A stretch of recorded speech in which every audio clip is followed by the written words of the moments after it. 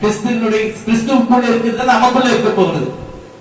கவனிங்க, ஞானத்தையும் உணர்வையும் அருளும் ஆவியையும் ஆலோசனையும் பலனையும் அருளும் ஆவியும் அறிவையும் கர்த்தருக்கு பயப்படுகிற பயத்தையும் அருளும் ஆவியும் ஆகிய கர்த்தருடைய ஆவியானவர் அவர் மேல் தங்கி இருப்பார். நல்ல கரந்தட்டி ஆண்டு நாமத்தை உயர்த்துவோமா? கிறிஸ்துவனுடைய ஆவி உங்களுக்குள்ளே இருந்தால் தேவ ஞானம் வெறும் உண்டாகும், உணர்வு உண்டாகும்.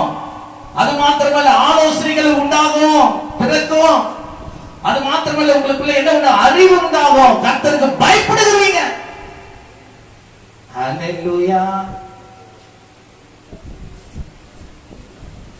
கர்த்தருடைய ஆவியானவர் உங்களுக்குள்ள வாசம் செய்யும்.